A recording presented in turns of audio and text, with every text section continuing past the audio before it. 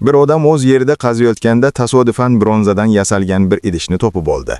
U idishni suv bilan yaxshilab tozaladi. Keyin unga bu idish sut saqlash uchun juda ham mosdek tuyuldi. Shunda u idishga sut quydi va yana ishini davom ettirdi. Ammo oradan ko'p o'tmay u yuqoriga qarasa, bronza idishdan sut to'xtovsiz oqqanini ko'rdi. Buni ko'rib u juda hayron bo'ldi. Shubhasini aniqlash uchun u xonaga yugurib kirdi va birin-ketin ko'plab ko'za va xumlarni to'ldira boshladi. Oradan ko'p o'tmay idish old katta xumni to'ldirib bo'ldi. U endi sut to'xtamaydi deb o'yladi. Ammo u idishni ag'darishi bilan sut oqishi birdan to'xtadi. Shunda u tushundi. Idish teskari turganda sefir ishlamaydi. U yana idishni to'g'irladi va sut yana oqishni boshladi.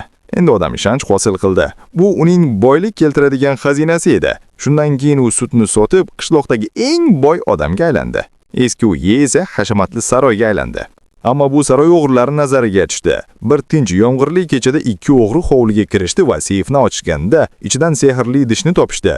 O'sha payt odam ularni ko'rib qoldi va darhol boshqa odamlar bilan birga orqalaridan quvdi.